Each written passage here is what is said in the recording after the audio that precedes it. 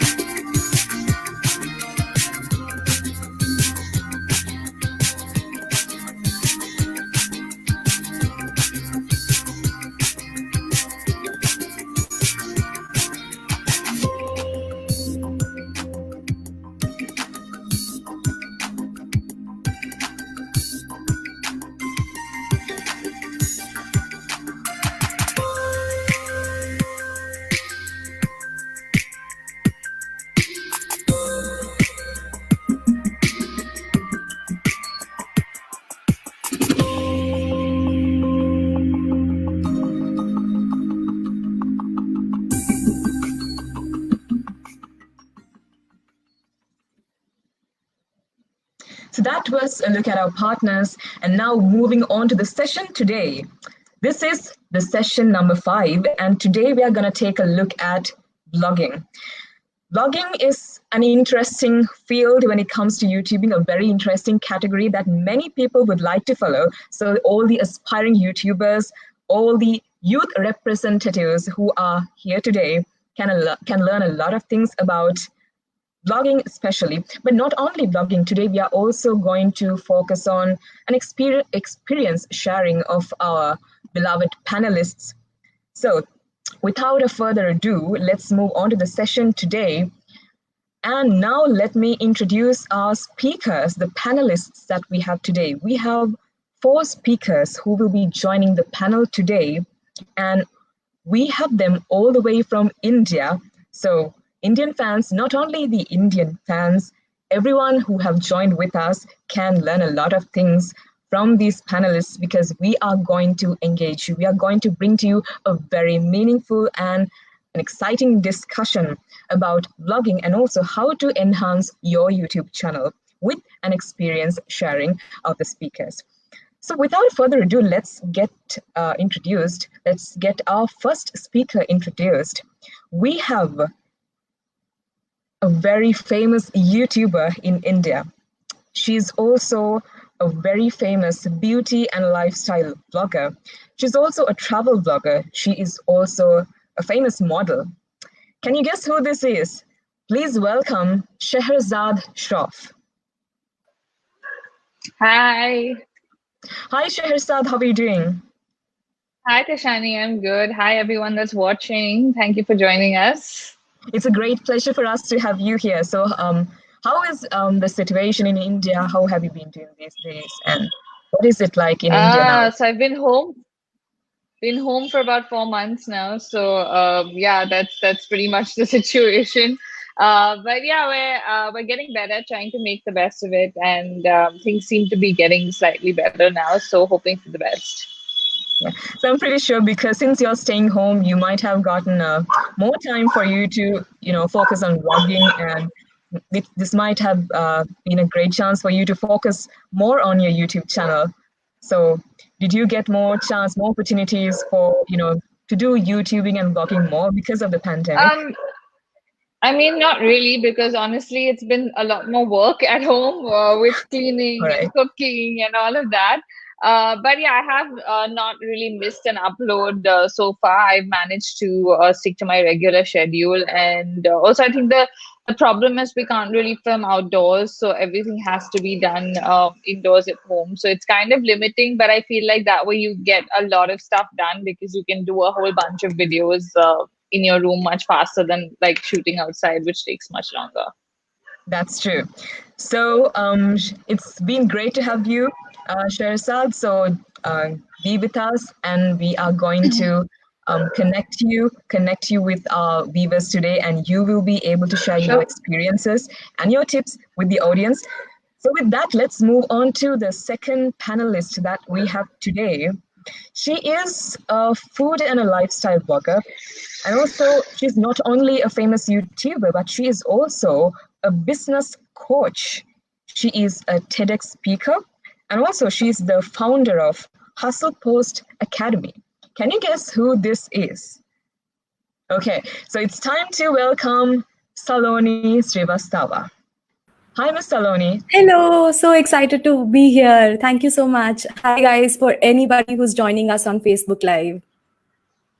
Well, hi, Ms. Saloni, and just as exciting as you are, we are also so excited to have you here. And I'm sure that all the viewers that are watching all of you today, are really excited to join this conversation, to get tips, get advice on how to enhance their YouTube channel, and also to connect with you, because not during this pandemic time, not everybody can meet and talk, or it's been a hard time for us to interact with people. I think this is a great platform to connect with more and more people. So it's great to have you here. And thank you so much. Thank you so much for joining with us, and let's look forward to having a very engaging conversation with the other panelists. And moving on to the third speaker that we have for today, she is the founder of Chat. This is a very famous YouTube channel in India, and that is the India's largest online career and education platform, if you have heard. She is also a TEDx speaker and a trainer. Well, I think when I tell all this, it might have been easier for you to guess who this is. Let's welcome Miss Chetna Vasisth. Hi, Miss Chetna.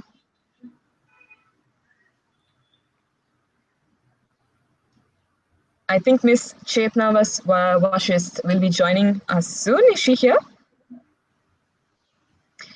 So with her today, we will not only look at vlogging, but she is having her own YouTube channel, which is specific to a particular genre. So this is about career advice, and it's about education. It's an educational channel. So those who are interested in starting out an educational YouTube channel, I think this is a perfect platform for you to learn more about how to do that.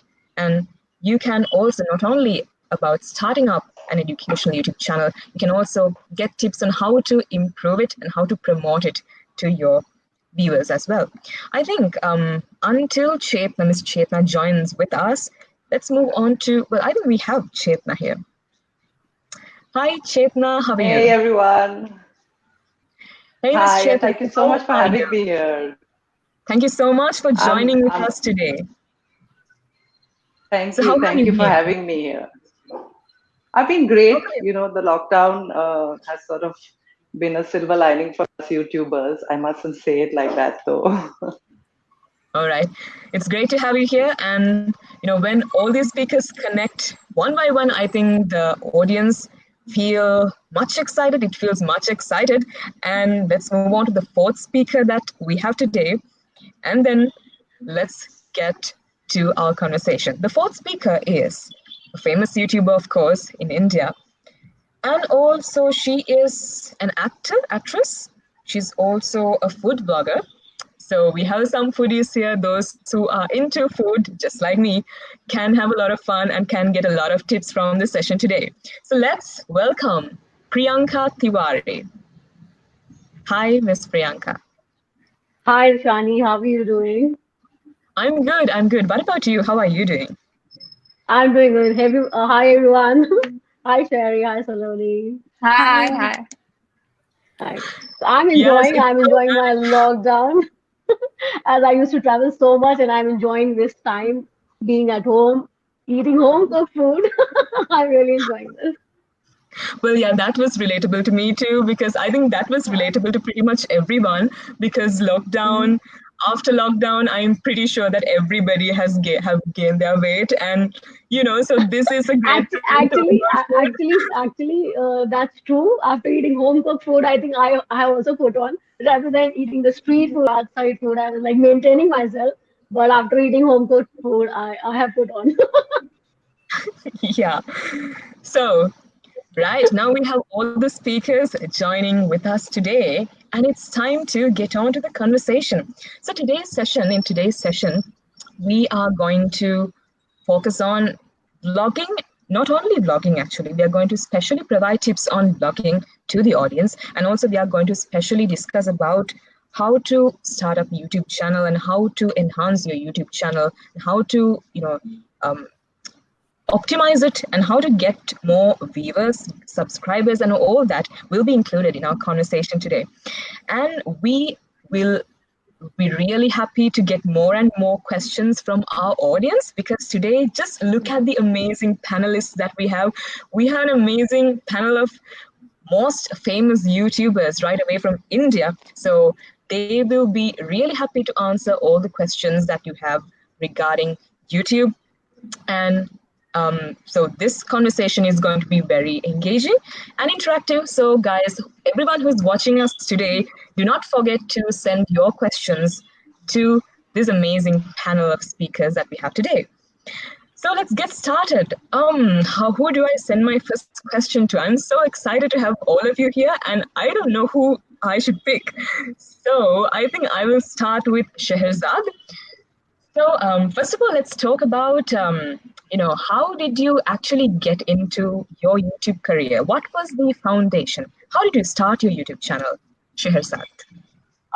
So I started actually way back when YouTube wasn't really a thing, and people didn't really have YouTube channels, or it wasn't cool to be a YouTuber. I was a model for 10 years, and towards the end of my modeling career, I started writing a text blog, because that everyone was blogging then. There was no kind of vlogging. And around the same time, I had a network approach me that mainly created content for America. And they were like, why don't you try video blogging? Because, that's something we do, and you're a model and you blog and you'd be perfect for video blogging. And I'd never watched YouTube videos. So I was like, okay, I'll give it a shot. Let me see if I enjoy it. And when I started working with them actually for like, I think 5 or 6 months, in those 5 or 6 months, I realized that this is my calling and this is what I want to do. And I left them and started my channel then about 8 years ago, which was like, there were no YouTube channels pretty much in India. There was less than 10 YouTubers in the whole country. And it took a while to kind of take off and become the YouTube that it is today. But I think, that's kind of how I started, and that's how things evolved. Right. So I am a big fan of you, Scherezade. I'm a big fan of all four of you. And so whenever I watch your videos, it makes me feel like I want to start my own YouTube channel too. But you should. It's really easy. Well, thank you so much. And I know by the end of this conference, by the end of this session, I know I'm going to get a lot of tips if I want to start my own YouTube channel. And for those who are interested in starting up their own YouTube channel, this is going to be a great chance. So after Scherezade, let's move on to Chetna. My question is, now, Chetna, your YouTube channel is a very specific genre. It's not it's not about vlogging, it's about career advice, a genre, a category that is not looked at by many in the society. Why have you decided to select this specific field as your category in YouTube? And how did you start your career as a YouTuber? That's a great question, because when I started this channel, the first thing everybody told me is that it's a very bad idea to start up in the education space. You should either be in the entertainment space or blogging or, beauty or maybe food. But why education? Nobody goes to YouTube to watch education videos. But honestly, I've been an educator. I've been a banker before this. I was an investment banker. And then I became an educationist. I used to teach at business schools. And somehow I always had this feeling that, when it comes to deciding your career, it is the hardest thing, A, and B, you never seem to get the right advice. Either the advice is too expensive, or, somebody is giving you some sort of vested interest because they have some commissions tied up to some college admission. So I say, this is an area that we need to democratize. We need to give out free information to students to have the right to choose the best career for themselves. So even though, honestly, to start off with, I really never ever thought that this would become a money-making thing or this would become a big channel. For me, it was a passion, and I would have honestly continued to do this even if the revenue streams hadn't kicked in, because I just so believed in the idea. That's great. Well, if anyone says that this is a bad idea, I think you have given the right answer to them, because you have a lot of subscribers, viewers for your channel, and through your channel you have helped a lot of students and a lot of people who are interested in education to go higher in their career. So that's, I think, for me, that sounds like one of the greatest ideas. And maybe after seeing your channel, they also decided to take up education as a category to get into YouTubing. Moving on to Saloni. Well, you are a business coach as well, and you've been doing some other, not only YouTubing, right? You've been doing a lot of other things as well. So why YouTubing, and why vlogging? How did you get into this? Right. So I was a consumer of content on YouTube for a very long time. I was one of those people. I watched Sherry for the longest time. I watched all these people, and I was like you. Whenever I looked at their videos, I was like, this seems like something that I really want to do. So I started off with by doing YouTubing alongside my full-time job, and it was just supposed to be a creative outlet for me, just that something that would give me a little bit of happiness outside of my 9 to 5. So that's what it was supposed to be. And over time, when I started in about 6 to 7 months, I realized that, this channel was going somewhere, because I was getting positive feedback from people. I was only getting, a lot of encouragement from anybody and everybody who was watching my channel. So that's when I took the bet that it would make sense for me to, focus a lot of my time, energy, and attention on my YouTube channel. And looking back, it was not the best idea in the sense, when people asked me, you have a good job that pays your bills and does everything for you. Why are you quitting that to do something that's so random right now? Like, it wasn't paying me anything back when I quit my job. But it just seemed like it would go somewhere. And I am so grateful that I actually took that step, because today not only do I have my YouTube channel, but because of the community that I've built, I've also been able to launch a couple of other businesses on the side. So I have my own a line of products. I have an e-commerce platform. I have an online academy, online courses where I teach people, train people. So there are a lot of things that I do, and YouTube was the platform that gave me access to the community that I really wanted to connect to, and it gave me access to a tribe that I was able to build. So while I still love the idea of creation and creating content, and I do that obviously regularly, I also enjoy the fact that YouTube opened a lot more doors to a lot more opportunities for me. That's great. So it seems as everyone has their different stories as to how they started their YouTube channel. So let's get on to Priyanka. How did you find yourself in YouTube? How did you discover yourself in YouTube career? Well, initially, as you all know, by profession, I was an actress. And as a kid, I told my parents very clearly that I wanted to become an actress, as actresses doesn't have to study.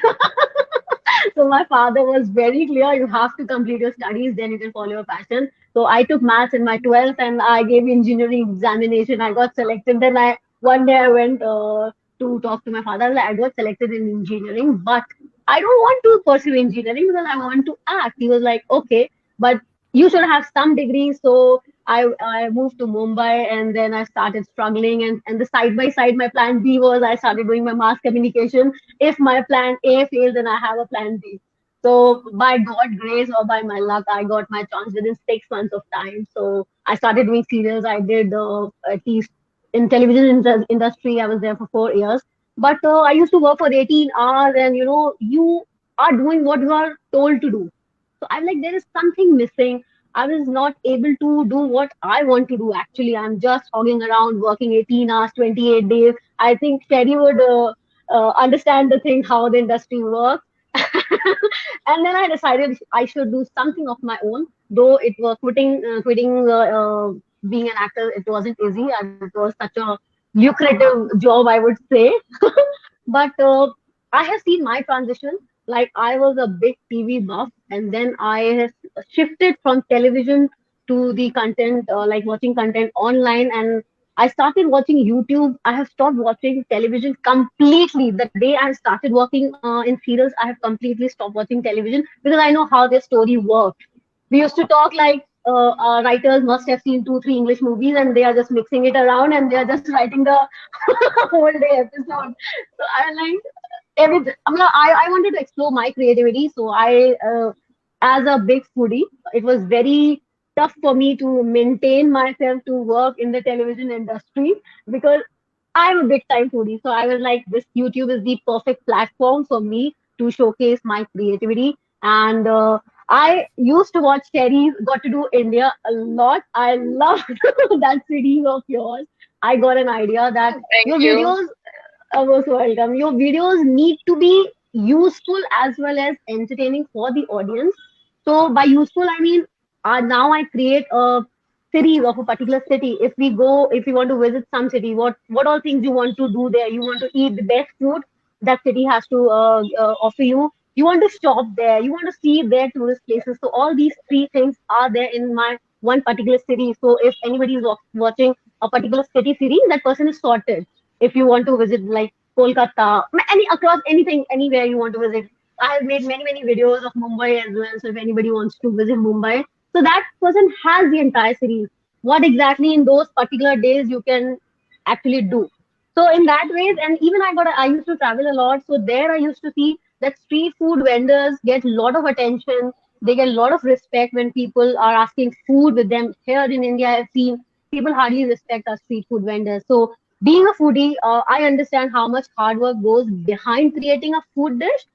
People ask me, you always say good things about food. So I always answered them back that I know how much hard work goes behind in creating a particular dish. Everybody has a bad day. Chef has a bad day. That doesn't mean you should criticize them on this big platform.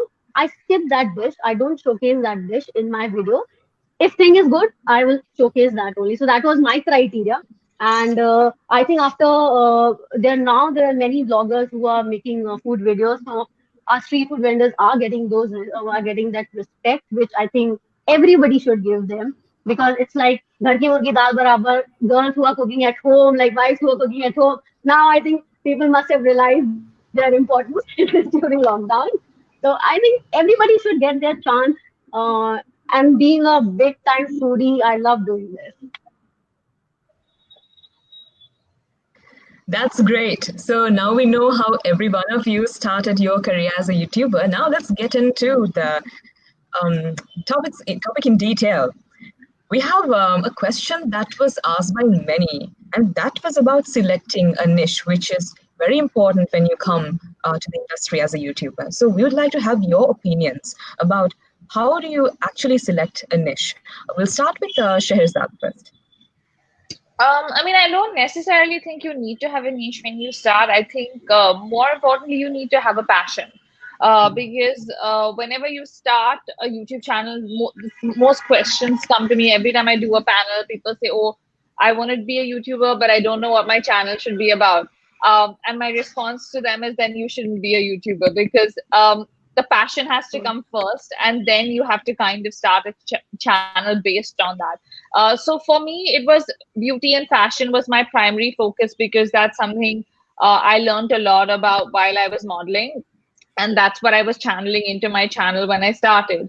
And vlogging and traveling was something I've always loved doing. I've been traveling since I was a kid. My family traveled a lot, and then I started watching travel vlogs, and I was like, this is a whole space that I could do stuff in, because I'm very passionate about travel as well. So we kind of added that on to the existing bucket of items. But like today, if you were to see my channel, there's no one particular niche or area. There's like conversational videos, there's a mukbang series, which is a chat show, there's travel vlogs, there's tutorials. So it's a mix of everything. So I think more than you need to have that passion to kind of create, and for those areas that you want to create content in, as opposed to just wanting to be on a platform, whether it's YouTube or Instagram or wherever. I think you need to kind of have that passion for whatever it is, whether it's fashion, beauty, education, food, whatever it is, you need to have that. Exactly. And also when it comes to selecting a niche, let's say that you selected your niche, and it's really important to differentiate your videos from the popular video creators. What I'm saying is it's important to have your own style, have your own angle, a subtopic or a style. Right. So I think So I think this might be a question that many who are viewing you today might be having. So Saloni, what do you think about this selecting your angle when it comes to YouTube? Right, makes sense. So selecting your angle is really important because, for example, there are certain types of videos that are generally very popular on YouTube. For example, like a Sherry would also do what's in my bag, and there's somebody else who would also do a what's in my bag video. But people come to you for you. So your way of presentation, the things that you carry. If all you do is replicate content that's already there, that's a recipe for failure. What works is bringing in your own element, bringing in your own style of content creation. So from what I've seen in every, no matter which field, which niche you choose, you only sort of have a chance at success only when you sort of differentiate yourself by bringing in a lot of different angles and having your own style of content creation, having your own way. It doesn't, by your own style of content creation and by having a different angle altogether, doesn't really mean you need to spend a lot of money on production value, or that's not necessary at all. Something as basic as just looking at doing things differently. For example, like I can give what's in my bag as an example because I started with that. So if that's a popular video, if let's say a person's doing a sit down video where they actually like show things from their bag, maybe a different way of doing that could be you carrying your bag around all day and doing a vlog and showing and using things out of it, and at the end of the day you end up showing everything that was in your bag just by taking them through your day. So there are different ways of doing the same video, and this is where your creativity and your passion for content creation sort of kicks in, and which is where I agree with Scherezade entirely, because if you're not passionate about content creation and if your only goal and only motivation is to be on the platform, you would find it difficult to come up with new angles, come up with new creative ideas. And if you are passionate about the field, if you're passionate about content creation in general, you just the whole idea of coming up with new ways of doing things and new exciting way of showing a piece of content would really make you excited. That's what would drive you to create content in the first place. So of course, passion is essential, and mixing passion with the kind of creativity that you bring on the platform, I think two things together go hand in hand for success on YouTube. Exactly. And then now we talk about how to find a niche and how to select your angle. And then another thing that comes into our topic, another question that is asked by many is quality content. How do we really create quality content? Because quality content is really important to any kind of YouTuber, no matter what category you represent. So Priyanka, let's share your views on how to create quality content. How do you come up with content? According to me, quality content is required. It's necessary. When I started with my phone. I started vlogging with my phone and with a regular mic. It was not like that I couldn't buy some high-end equipment. I didn't want to. I wanted to start. The basic thing is, if you are a new vlogger, I think you should make videos on searchable terms. The creativity should be yours, but I think you should start making videos on the topic on which you are passionate about. It is not that you are copying somebody's content and you are recreating it. I think then you will fail in vlogging. And but you should use the searchable terms, at least when people are not knowing you, how you will come in the browse feature. So if you're making your content around that searchable term, so obviously YouTube will put you in the browse logs. And the thing is that your creativity matters. If you are passionate about something, then only you will be able to give your 100% to it. If you are not, you are just doing YouTube for the sake of money, I think people should stop doing that. Your content speaks for itself. If your content is good, automatically money will come to you. And content has to be good, it has to be entertaining, it has to be useful, and according to me, it should be positive, because in today's time, everybody is back to back overloaded with their work. They have so many things to do. Why somebody wants to watch your video? Why can't they watch like 10,000 more videos? If if a person is liking your style, liking your content, that person will, you want that person to be like hooked on to your videos. He shouldn't move on fingers to skip your videos. Your content should speak for itself, I guess. Thank you so much for sharing your thoughts on quality content. And next, well, I should say that I'm looking at the live comments that we have from the audience, and this seems to be a very interactive session. A lot of members of the audience are popping a lot of questions for you. I don't know when we can really end this session, because we have a lot of questions. It seems as the audience is really interested to have all of you. So with that, I think let's move on to Chetna. You have a question from the audience, and this is Aparajita Nair who's asking his question. So the question is, how do you promote your videos, considering the genre is education, which seldom interests masses? How do you respond to that? Okay, so there is this, we do the usual promotions like the keywords and your other social media. But the biggest promotion is your credibility. And every single time, if you go out there with a video where you're telling people the truth and you're giving absolutely authentic, unbiased information, you're not sort of getting taken in by sponsors and corporates' messages so much, but it is entirely what you're telling them is for the benefit of the audience, they come back. And YouTube, as you know, is a platform where once your video does well, YouTube does the rest of the promotion for you. So actually, you don't really need to do anything. You just need to make great content that the viewer comes back and views. That's about it. The rest, the platform takes care of it. Thank you. So now let's move on. We have a lot of questions, as I said. So let me pick out another question for Scherezade. Well, now let's get into a little bit of the tech side. So any beginner who wishes to start a YouTube channel, probably you will start small and then you will get all the gear and get going.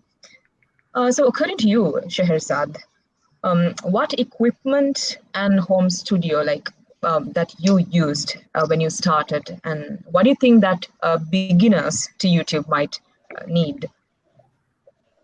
I think today all you need is a good smartphone with a good camera. You don't really need much if you're just starting out.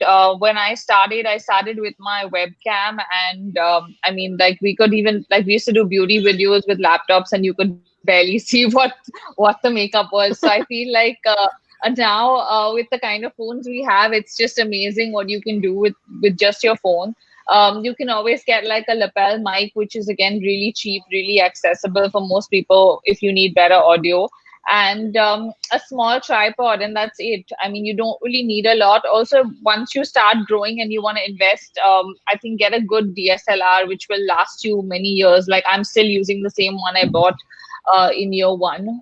It's 7 years old and it's working really well. So I think those are the things you have to keep in mind when you're investing. Don't just go out and invest assuming, oh, all YouTubers use this, I need this, or all vloggers use this, this is the ultimate vlogging cam. You don't really need all of that. It's more about how intelligently you shoot with what you have. So even now, even though I might have 3 or 4 cameras, most of the times when I'm vlogging, I end up pulling out my phone and shooting a lot of things on my phone because it's accessible, it's easy. Or very often when my cameras don't work, I've been filming with my phones and people can't even tell the difference. So I feel like there's this whole pressure about what equipment, and all of that, which I feel you don't really need to dig deep when you start out. Just kind of use what you have and make it work. As your content grows, you can invest little by little, get new equipment. But I think mainly these are the 3 basic things you need. A lapel mic, a phone, and a tripod, and you're good to go. Exactly, and I also agree with you, Scherezade, because even if you have a lot of gear, if you don't use your creativity, I think there is a little failure. So maybe you can start with, even though you have limited resources, with the resources that you have, you can start small, and then with creativity and with quality content, new ideas, then you can keep up in your career as a YouTuber. And Right. Also, equipment is just harder to use. Like if you use a camera, like a DSLR takes a while for a person to learn. So I would say it's not just about getting it, it's also about maximizing the equipment that you have. So a phone is much easier to use for most people starting out. Even to edit, like phone footage is much easier. It's lighter, it's not as heavy. So there are a lot of technical factors, which is why I would advise people to start with what they're already familiar with and then go into, stuff where you experiment with. Exactly. So moving on to Saloni, we have a question asked from the audience. So this is again Nair asking this question. And the question is, while you were working and you started your channel, how did you overcome the inhibition of getting judged by peers? Complicated question. How do you respond to that?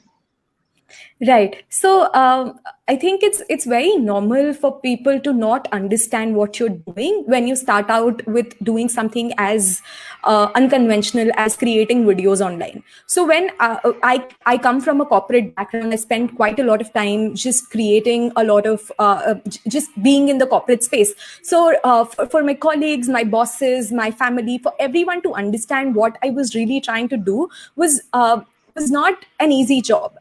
And if there was a lot of judgment that came in, it wasn't really their fault. They just couldn't really understand what was going on and why was I trying to do something so random when I had a career that was going well for me.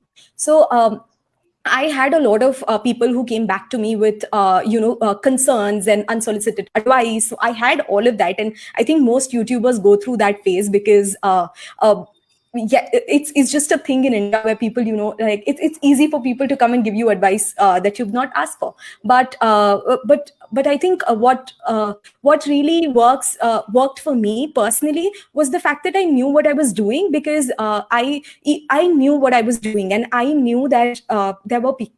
So I can imagine, like for somebody like Sherry, it may have been a lot more difficult because there was no precedent before her. But for me, back when I started like 3-4 years back, for me, I already had a lot of success stories that had come out of YouTube, and I knew what I was targeting. I knew what this platform was sort of capable of.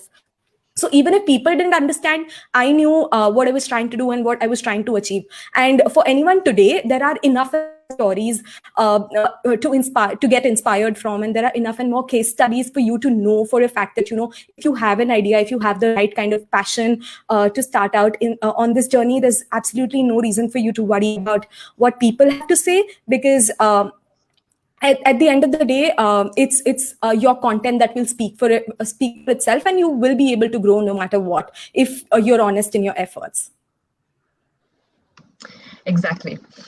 So, and at the same time, while we are keeping up with the conversation, maybe we can share a little bit of your experiences, personal experiences in your YouTube career as well.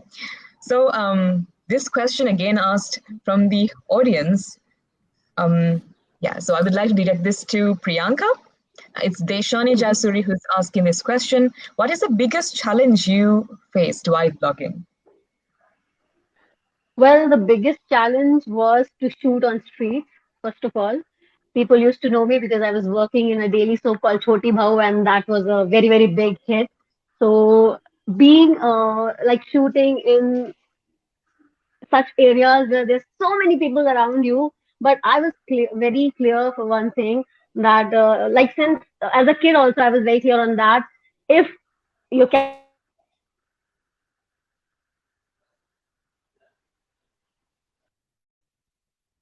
focused, around. It's like a mirror, everything will be visible. So if I'm shooting in a busy street or thousands of people just around me, so I'm just looking my camera and I just forget everything else. I just assume I'm sitting in a room alone and talking to my camera, and this is my best friend, and I'm just good to go. And secondly, shooting on street is like the weather is like complete complete no no for me. Like you have to shoot in hot summer days, you have to shoot in monsoons, because I don't want that my videos shouldn't go up on time. So till now, like from past 3 years, I've been vlogging, and every Tuesday and every Friday I'm like putting out my videos. So all these things matters. I am not bothered who is watching me. I am just focused. You need to be calm and focused. If you are focused, then you will be able to produce good content. Plus, I think I have to be prepared, and I will always suggest to new vloggers that they should be well prepared while moving into the field, because you are giving your energy, you are putting in your hard-earned money, and if you're well prepared before, then you know what to do. You are not moving around like a headless chicken that I should do this, I should do that. You should be always focused, and you should always do your homework. I used to write my script, like what I have to say and what all things I will show in that particular city, what all dishes I will be showcasing in that particular cities. So I do my recce, I do my homework a lot, a lot, a lot. So I'm well prepared whenever I'm visiting a new city. And thirdly, I think whenever you are shooting, you should always keep editing in your mind, because as everyone has said, like a good editor is always a good director, because I edit my videos myself, so I know what thing next will come, so I shoot according to that. So everything is like pre-planned and fixed, and I go like that. And shooting in public is sometimes I enjoy that thing, because if I'm shooting, it's like a food thing. If I'm eating and somebody, like a lot of times have happened, somebody has passed in between, like my camera person and me, somebody has passed on in between. Then entire thing got wasted because I have the dish has torn up. I have to buy it again. Everything goes for vain. I used to get angry. So sometimes I got very, very angry. Then my entire shot got wasted, and again I have to do the same thing. Again I have to go and do the dish. I have to buy dish again and all. But still, every experience, I'm still learning. So let's see. I'm enjoying doing what I'm doing. Well, yeah, I'm sure that every one of you, each one of you might have a lot of, happy stories that we can, talk about and laugh of, and also challenges that you faced in your YouTube career. And next, moving on to Scherezade. I think I can call you Sherry now, right? Yeah, you can call me. Yeah. So this question is asked by Maggie Banks, a question from the audience. The question is, should you start with vlogs when starting, or should you make videos of a niche you like and then do vlogs after gathering a squad? What do you think about that? It totally depends on what you want your primary content to look like. If you primarily want to be a vlogger, I would obviously recommend starting with vlogging, because that's the kind of identity you want to have. If you're someone who wants to do a mixed bag of things like I do, there's really no, kind of right time to start vlogging or start with something else. I'd say if you're someone who's doing like a mix of lifestyle as well as vlogging, maybe like do one video that's lifestyle, one as a vlog, one something else, and then kind of mix it up to see what people really like more, which will give you the indicator of what's working for you. So I mean, to give you an example, someone I work closely with just started a YouTube channel, and I was advising him to do a vlog, and he was like, but I'm so used to shooting in my room, and the vlog is done way better, because it was him actually taking a flight through the pandemic. And I was like, that's going to be like, a lot of people would want to watch that. I'd want to watch that. And so that vlog is obviously done way more views than a lot of other content. So there's really no kind of right or wrong. It's just like you have to play with content and kind of see where it takes you, and how your audience is responding to it, who's actually watching your content. That's the biggest question you need to ask. When you start a channel, who's your audience? Who's watching? Go into your demographics, check out whether it's men, whether it's women, what age group. That'll give you an indicator of the kind of content that's going to work, and then I think take it from there. But there's no real, plan. Like, I've never really planned in with any of my content. It's just been like, okay, wake up today, I want to do this, let me do this, let me try it. If it doesn't work, it's fine, it's a video.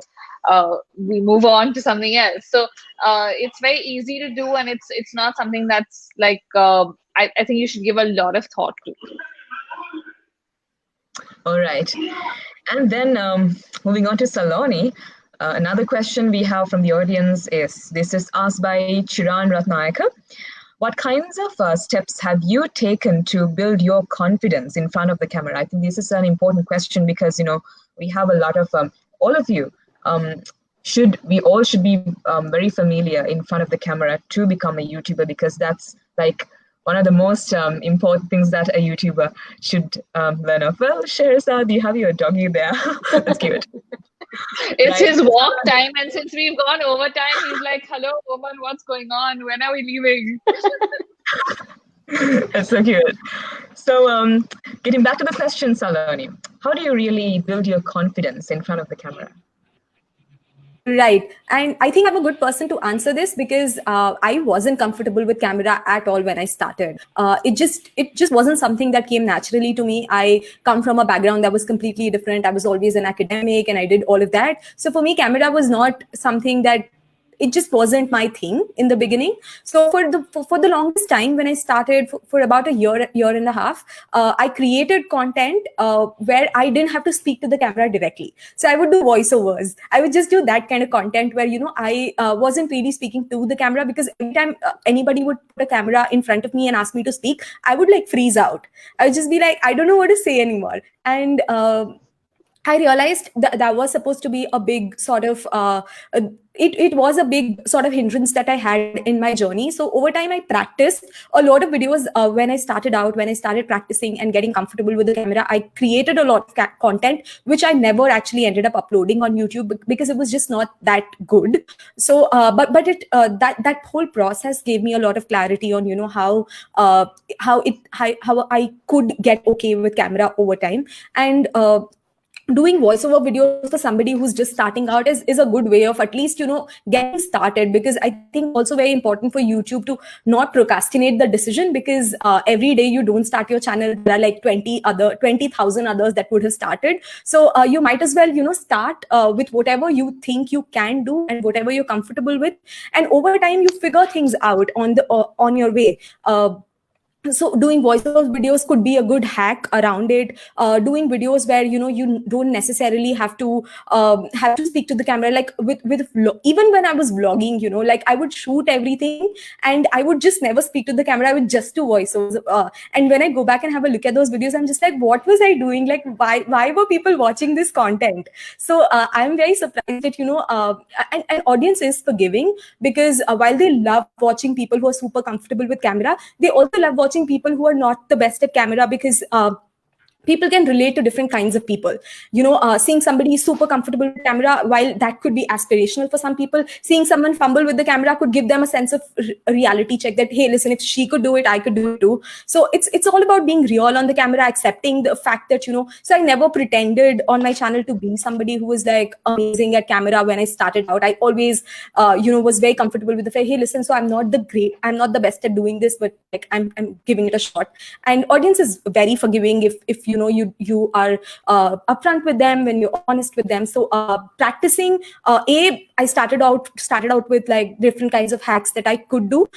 B, I started practicing in front of the mirror. I started practicing in front of the camera. I would just randomly pick up my phone and like speak for like a minute and see if that was something that I could do. And over time, as I got comfortable, I started speaking to the camera. So it took me about a year and a half of YouTubing when I actually finally made a video where I was really facing a camera. So it takes time for people. Like, not everyone's born with, the amazing camera skills that some people have.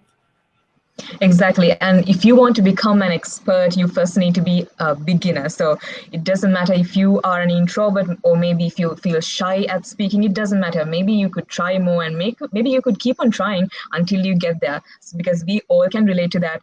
Because if we are familiar in front of the camera, well, there was a one point where we were completely shy. There was the one point where we were beginners, a total beginner. So next, moving on to Priyanka. We have a lot of questions asked from the audience directed to Priyanka. So since you mentioned about editing as well, you mentioned that you do your editing by yourself. So we have a question about editing from the audience, and that is, this is Fariha Hussein who's asking the question. How much time do you take to make a complete video, including the editing and all? And also give a little bit of insight to the editing tools that you make use of. Okay, so I generally shoot one video in one day because as I have to shoot more videos. So if I'm visiting a particular city, I make the whole itinerary. I generally be there for 7 to 8 days, and I wanted to shoot as many videos as I can. So I generally shoot 5 to 6 videos of a particular city. So it's just that I have to travel a lot while going from one place to another. That's the time is generally which I take. So one video is done in one day. Editing, I generally take 5 to 6 hours editing one video. I think now I'm pretty little faster. So it like 5 to 6 hours it goes on. And previously I used to shoot on my phone. I used to even edit my videos on phone. I used to edit on my KineMaster, that editing software. And since this year, I bought a MacBook and started editing on Final Cut Pro. So as Sherry has also told, editing on phone is much easier. Your files are, they're not big loaded files, and it's very easy to. I think for me, it was very easy to edit your videos on phone. On phone, I think I used to edit. It was like much quicker because I'm learning Final Cut Pro, and I have learned a little bit about Final Cut, and I started editing on that. But when you start growing, and I think people need to see the change in your videos as well. So what change you can, I think through editing, I can change the overall picture of my video. If you're good at editing also, it reflects in your videos, how you are editing your videos, how you are picturizing your videos, because it's a complete package. It's not only what you are talking or what you want to say on camera. It's like overall packaging, I must say. So initially, if you're starting on, I don't think so you need to buy high-end equipment. You can just go with your phone with a normal lapel mic. But the quality of sound is important if you're shooting in streets. If you're shooting in your room, then I think phone mic is also good to go. Thank you for sharing your views on how to properly edit your YouTube videos. And then we have another question directed to Scherezade. And this question is asked by Neha Rawat. And she says that the session is completely worth it. Thank you very much. It's because of the awesome panelists that we have here. So all thanks go to our dear panelists. The question is, how do you get rid of the thought that how other people are going to think about you? So how do you really respond to how the audience is going to judge you as a YouTuber? I mean, I don't think you should think about it. I think honestly, you have to just kind of let it go. Like, I think do what you do best and think about doing your best for each content piece or video instead of just thinking, oh, is this going to be accepted or not? Because honestly, there's no like formula to success, and like there are days when content that I think is amazing does terribly, and then the content that I think is like really terrible does amazingly. So you can't really say what's going to work or not work. And yeah, so I mean, I think just focus on your content and what you love doing. People are always going to talk, whether you do something that you like, you don't like. It's always going to be, there's going to be people saying, oh, why did you do this? Why didn't you do that? Or can you do this instead of doing that? So there's always going to be someone who doesn't like your content. It's impossible to kind of please everybody. So you have to grow a bit of a thick skin, and you have to kind of just focus on the content and do what you love, and then just leave it, like for me, once a video goes out, it's out. Then I don't really think about, oh my God, I should have done this, I shouldn't have done that, or this was better, that was better. I've done my best. It's out there, and I know that everyone's not going to like it. Just like this boy who is not liking this chat right now, who's like, "Can we please leave?" Hmm? Just, I would like to add one line, Sherry, that I remember Shah Rukh Khan's life. If people start talking about you, that means you are doing something good. Exactly. You need to be bold in your creation and give it to the people, because there might be a lot of people who would still be there to discourage you. But at the same time, if you keep on trying and if you get there, you will be really encouraged, and you will be giving a lot of encouraging advice and motivation to the speaker, to the audience out there. So that's why you have to be bold in your creation and keep going. And we have another question asked by Elvira Lobo, and this is directed to Saloni. What encourages you to create your content that is something so specific and niche? I think Elvira is talking about how do you come up with content ideas to something specific, and what are the categories that you have touched? How do you come up with content ideas? Right. So for me, I have over time I've realized that I've built my strategies around content, what works, what doesn't work. So I usually look at my analytics. I try to understand the videos that did well. I also try to look at comments from people. So feedback on YouTube is instant. You automatically get to hear from people like the moment your video goes up. So you see the likes that come in, you see the comments that people put out. A lot of requests automatically start coming in from audiences. Well, hey, listen, can you do a video on that? So these are some easy ways to get content ideas. And while this contributes to about 70 to 80% of my content creation, I also have my own ideas and my own list of things that I would want to create content on. And that would comprise about 20 to 30% of the kind of content that I do on my channel. So coming up with content ideas, I think for me, so with my channel, the thing is very simple. I speak to people who are like me. My target audience is women who are like me, and I speak to them. So I know what they're going through. I know their journeys. I know their problems. It's very easy for me to come up with content ideas because I know that I'm speaking to people who are like me. So my channel's primarily around becoming a functioning adult. So, I know the kind of problems people face, like managing your finances, cooking your food, making sure that your home is in order. There are so many things that you have to do. So every area, so I've created like a couple of content buckets for me. So I know for a fact that, finance is one category, food is one category, productivity, motivation, self-love, that's one category. So there are these categories that I've created, and to keep me organized, I try to, come up with two videos in each category every month. So that's the process that I follow, just so that there's a good balance of content on my channel, and people also get a little bit of variety. So on YouTube, I think constantly experimenting and trying new things is also something that works really well, especially when it comes to content, because while it's really safe to create the kind of content that you generally get good views on, you would never know something else might actually work a lot better, and that would only happen if you're willing to fail with experimenting. So I've started a lot of, I've tried experimenting with my videos a lot, and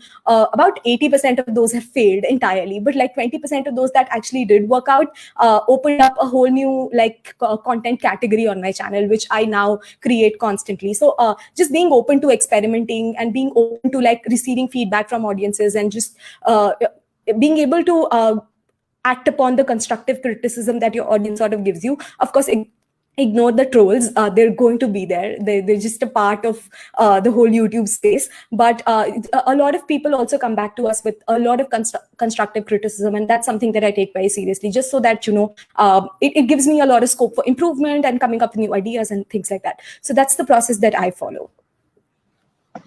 Thank you so much for sharing your views on that.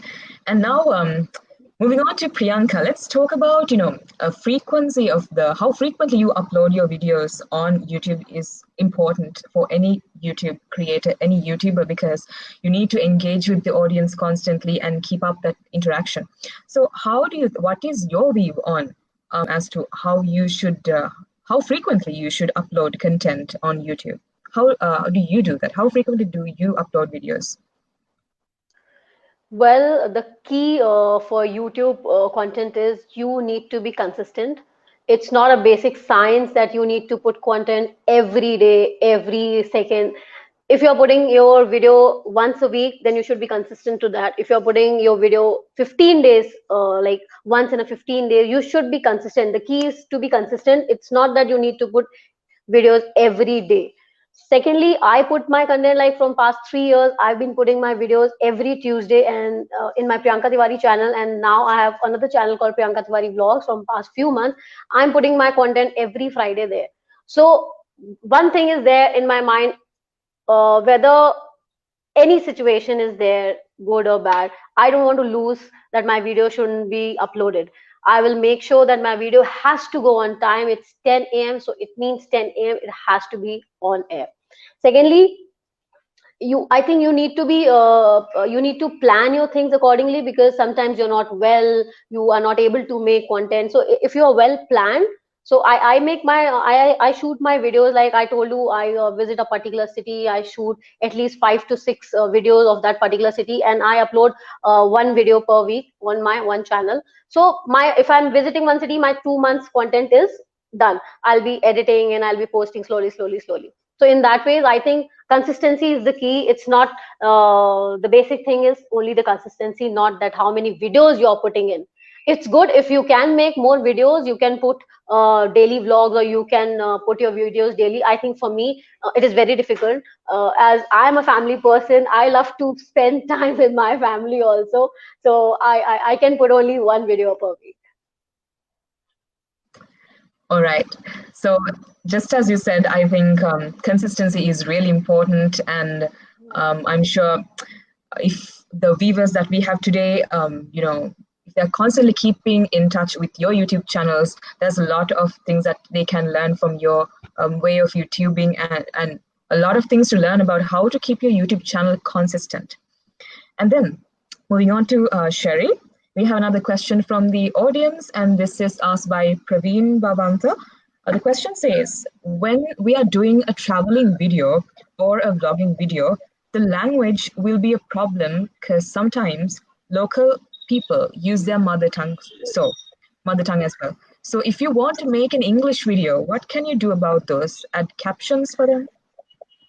Yeah, you can put subtitles. That's what we usually do on Gotta Do India. A lot of the times we have people who don't speak English, and primarily the channel is an English channel. I, of course, do know a lot of Indian. Just speak with them, and then usually translating English for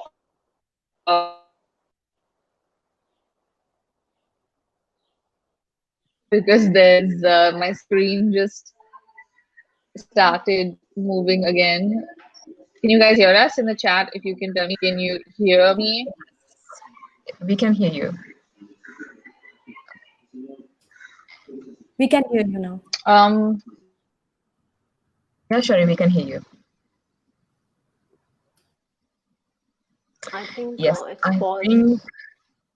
I think she'll be joining us in a minute. Yeah. So we'll move on to. Oh Yeah. We have. I can hear you now. Sorry.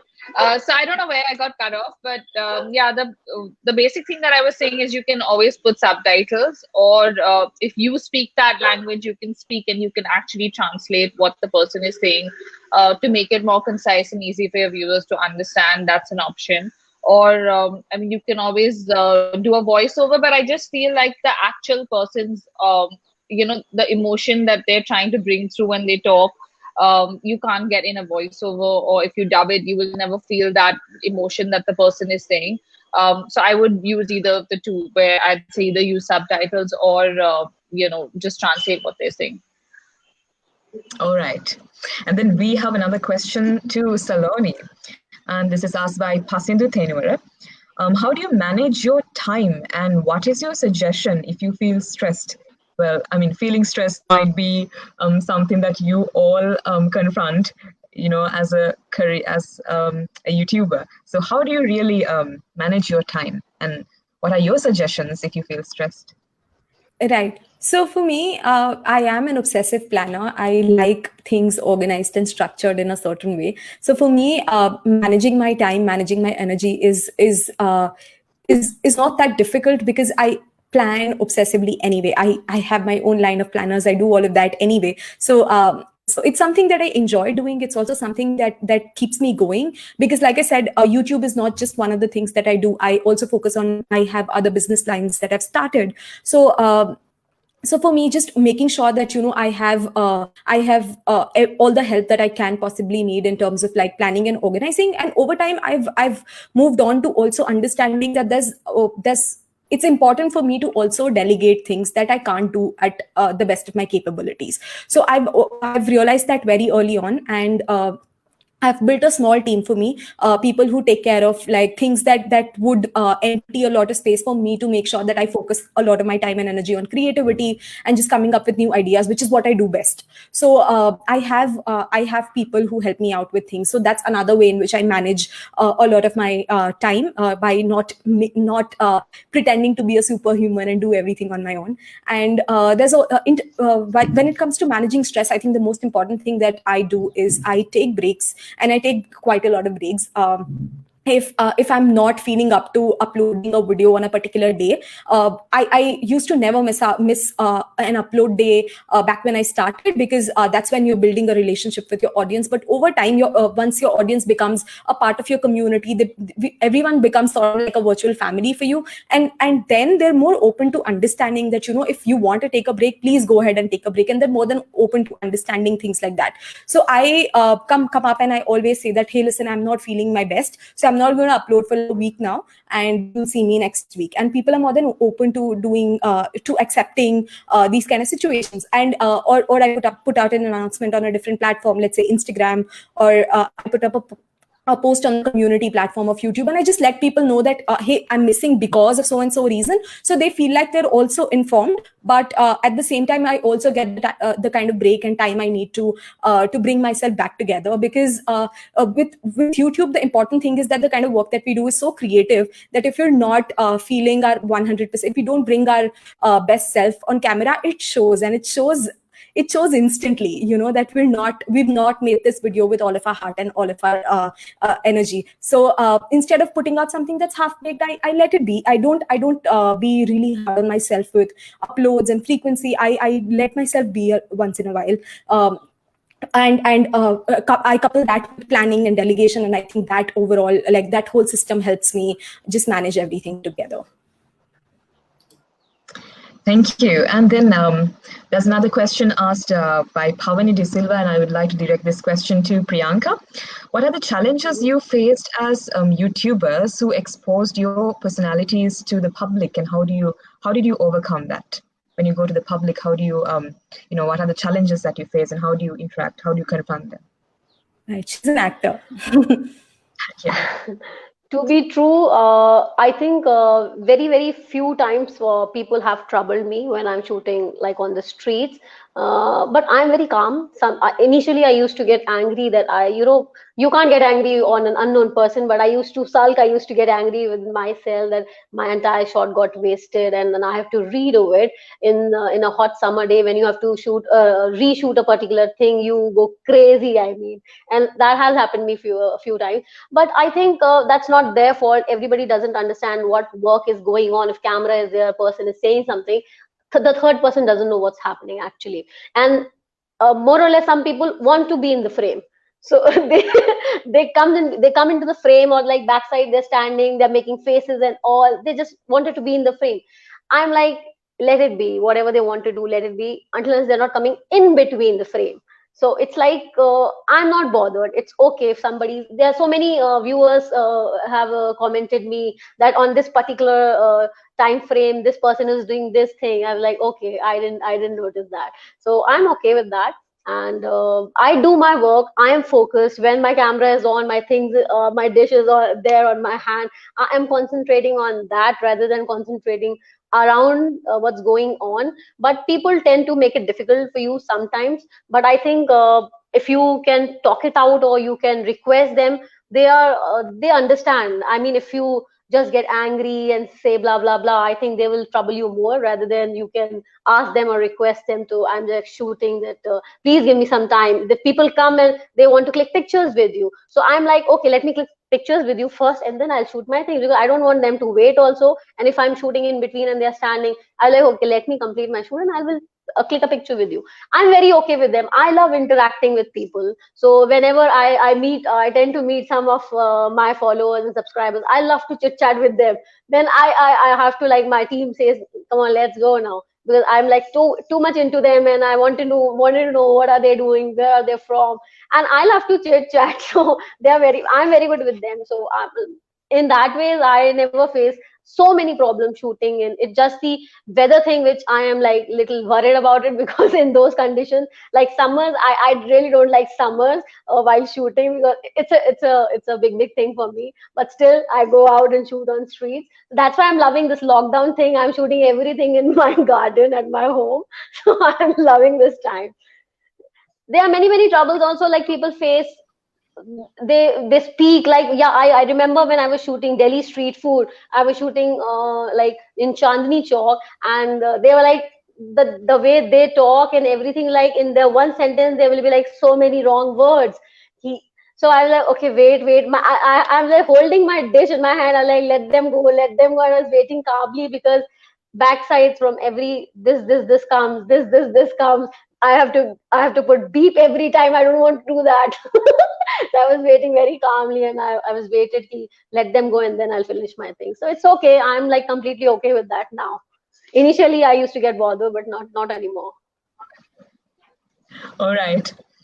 Well, actually, we have a lot of questions asked by the viewers that we have now, but I think we're running out of time as well, so we won't be able to answer all the questions, but we selected as much as possible. We'll go with maybe one round of questions with the panel, and then we can conclude the session. So let's move on to Scherezade for a final question maybe, and then let's talk about the types of monetization for bloggers. What are the types of monetization for bloggers? What are your views on it? There's YouTube is pretty much the only platform that is monetized as of today in terms of content creation, where you can organically make money from your organic content. But of course, it's a very minuscule amount, and I wouldn't get my hopes up high if I were to start out, because it takes a very long time for you to even make some money. And I mean, now of course, I think their monetization system is a bit different, where even the payouts come to you only after you gather a certain amount. I mean, I think it used to be $100 when I started out, but now I think it's even more. So I think those are other things you want to kind of keep in mind, that when you're starting out, you're not going to make money for a year or two. Like, keep that already in mind. Don't assume overnight success, because you're not going to get that kind of money overnight. And the other form is obviously brand deals, which is much quicker. For me, it was, of course, I think I still took about 2 years before I did my first brand deal, because YouTube was different then. But I think people starting out now, I think in maybe 6 months to a year, you could possibly expect some sort of brand collaborations where you could make money. And now that is, again, subject from creator to creator. What you would quote, what you would charge is totally like a job where, you know, you have full control, and it's between you and the brand. That's the next form of monetization, that you could monetize your content. The other way is obviously microblogging through Instagram, Twitter, Facebook, where, you know, you post, again, branded campaigns, make some money there, or appearances if you're going for events, things like that. I'd say these are the few forms you can make money. There's also affiliate programs, like Amazon has an affiliate program in India. We have, I think Nykaa has one, a few more sites. So you can use those. Of course, starting out, again, if your numbers are small, don't expect major revenue from anything, because obviously if your video has like 200 views, you're not going to like sell a lot of product if it's an affiliate kind of a system, or if it's, you know, YouTube, you won't make a lot of money. So all of that takes time to build, but I would say focus more on the content and the monetization angle for the first 2 years, and then you will, you know, obviously be much easier with monetization. Also, don't rush into brand deals, because when you kind of have your own name and your own brand, it's easier to kind of dictate your terms to brands to kind of get them to agree to what you want to do instead of them telling you what they want you to do. And I feel like many new people just get sucked in and they just like, anything to make a quick buck, and they'll be like, okay, it's just a video, let me make a video. But the thing is that video is not coming down, and it's going to be there forever, and it will haunt you 5 years later as well. So you want to kind of think and be sure what you're promoting, why you're promoting it, whether you truly believe in the product, those kind of things. So I think these are the different forms of monetization. But if you're starting out, monetization should be right at the bottom of your list, because that's not something you want to worry about when you start out. It should come at a much later stage. Thank you, Sherry, for sharing your views about monetization for bloggers. And let's have one more question directed to Saloni. And this is also a question asked by the audience. This is Chavi Jain asking from you, how do you stay motivated? Video after video, how do you keep up with the motivation? It's the drive to create the content itself, just the platform, just the process of creating content.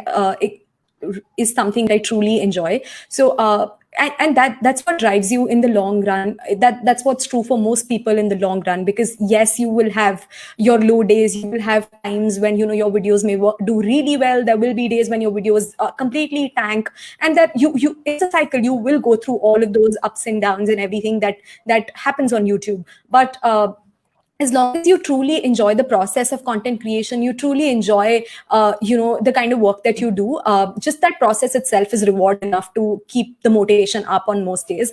And while I say this, I also completely, understand and accept the fact that you're not going to be motivated 100% of the time. You're only human. So it's totally okay for you to not be motivated every once in a while. And I come back to what I mentioned in the last round, where, it's okay to take breaks. It's okay to stop when you want to, just so that you can come back with renewed energy and create content that you really want to create.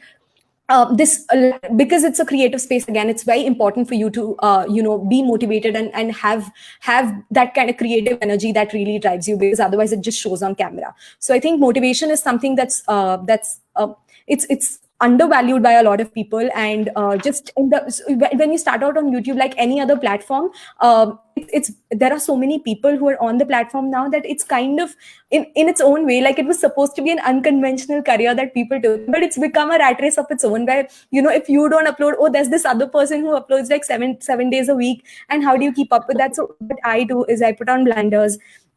I don't care what what others do. I don't care about anybody else's upload schedule. Whatever works for me is what works for me. And for me personally also, because like I said, a lot of my attention is not just on YouTube, but it's also on the businesses that I've launched alongside my YouTube channel. So I don't be hard on myself. I know for a fact that I can do just a video a week, and I'm okay with that. And I've made peace with that fact. I've tried to do 2, I've tried to do 3, I've tried everything, but at the end of it, I think what works for you is what works for you. So I think in terms of motivation, it's really important to just, not be too hard on yourself. Exactly. So thank you very much for sharing your views on that. And next, one last question to Priyanka. And so this question is about growing your YouTube channel. And this is Saloni Srivastava asking this question: how to grow subscribers in a new channel? So I think this is going to be helpful for all the beginners to YouTubing. Okay, as I told you earlier, if you are a new vlogger, I think you should create content or what is searchable on YouTube. Like if you like a particular field, the passion has to be yours. Whatever you are passionate about, create content according to that. But just search on YouTube what are the searchable terms, what people are actually searching. You need to use those keywords on your like tags and titles and description and all. So I think if your video is there in the browse feature and you have not created it well, if your content is not good, people might skip it. So the basic thing is your content has to be good. Content is the king in today's time, and it is just that you need to be yourself. If you can't fake it for the long run. It is just, your camera is just like a mirror. Whatever you do, everybody can see that, everybody can feel that. Whatever you want to showcase, that just be yourself and be natural in front of the camera. If you're not, then I think you should practice in front of a mirror. You should practice your lines, whatever you want to showcase, just practice it in front of a mirror and you are good to go. It's not a rocket science. It's very easy to do that. I've been doing that as a kid because I wanted to become like an actress and all. But thing is that create something which is entertaining, which is useful, and don't take your viewers time for granted. Whatever you want to showcase initially. I mean, initially, whatever you want to showcase in a limited time frame, so that people doesn't get time to skip your video. Once they start skipping your video, that means your content is not good. Exactly. Thank you very much, Priyanka, on that explanation. So I think it's time to get done with the questions because we're running out of time, but still we have a lot of questions on the go. We will, so this is for the viewers. We tried to answer as much as question in the session today from our dear panelists, but if there's any question that is unanswered, we'd like to get back to you later on it. So I think it's time to wrap up. So before we wrap up the session, so as you all can see, we have a very amazing panel of speakers today. So before we say goodbye to them, let's share a final message with the audience and then wrap up the session. So a very brief final message to the audience. We'll start with Sherry. I'd say if you're interested in content creation, the one thing you want to focus on is your content. That's the key word, and that's what you want to start with, and that's what you want to end with. Everything else will follow, whether it's followers, whether it's money, all of those things that will happen if your content is good organically. You won't need to think about it, and don't just go after it because it seems cool today. Don't think about YouTube as, oh, it's a cool job to have. Do it because you really have a passion to share what you're creating, or because you actually have a talent in a particular field and you feel like that knowledge is going to help other people. And I mean, your channel will do well and you will shine. All right. Saloni, what's your final message for the audience? So for me, I think if you guys are looking to start your own YouTube channel, if you want to really, get started on YouTube, I think now is the time. Take action now. Don't procrastinate. Don't think I will wait for the right time to sort of come in. Don't wait for the right equipment to come to you. Don't wait for the right editing platform to come to you. You figure out things as you go. You figure out things, over time. It's a journey. Everyone's first video is pretty bad. I almost can't look at my first video. It's so cringy. But when I look back, I always go back and have a look at, like, Lily Singh is such a YouTube sensation. I go back and have a look at her first video, and it was something about Tiger Turban, and I was like, if she could start there, there's absolutely no reason why all of us need to wait for the right time, the right moment, the right equipment, the right shooting style and category. It's not the right idea to wait, because if and this is something that I've heard from a lot of people, if your first video is perfect, you're already too late. So start now, take action, and I think I'm sure you'll grow. Priyanka, what's your final message for the audience? And thank you, Saloni, for that. I'll just say that believe in yourself, just be yourself, put your heart, mind and soul in creating a good content. Believe me, your content will be good. Don't be afraid of failures, because failures will always give you an experience which you will learn the hard way, but those experiences are worth taking it. So I think I always believe it. I sincerely believe that whatever happens for good, and best is yet to come. So believe in yourself and start blogging now. Thank you so much. So it was an amazing and a very truly engaging session that we had today, and we had amazing panelists. We had Scherezade Shroff, Saloni Srivastava, Priyanka Tiwari, and we had Chetna Vasisth. I think due to a connection problem, she left in the middle, but she was there in the session answering your queries as much as possible. So thanks a lot to all of you for joining with us today to share your expert tips and to share your views on blogging and also how to build up your career as a YouTuber. So thank you very much. It was a great pleasure to have all of you on board. So thank you very much, and then hope to see you again. Thank you, Tishani, for being such a Thank you wonderful so moderator. much. Thank you so Thank you much. so much, all. Bye. It was our pleasure to be here. Yes, Bye. absolutely. Bye. The pleasure is all ours. Bye. Bye, Saloni. Yeah, so with that, that's the conclusion of an amazing session. Before we conclude today's session, let me remind you of the event partners. So we have Educo Pathway joining with us, and Pearl of Oceanfront, Shop Here, Ozone Desk, Cloud Accounting, and Nakshatra Weddings. All these partners have supported us and partnered with us to YouCon, to make YouCon 2.0 a success. So with that, guys, do not think that the conference is over yet. We have 2 more days to go, and there's another exciting session coming up tonight at 8 p.m.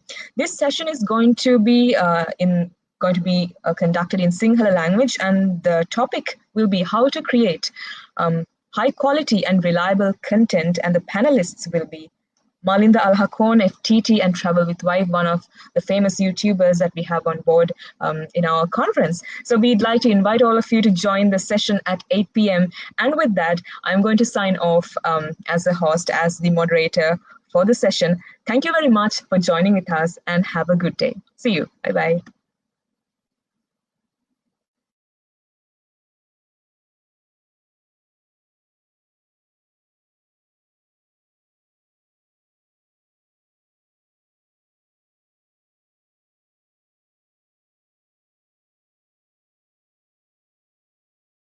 United Kingdom, USA, New Zealand, and Netherlands.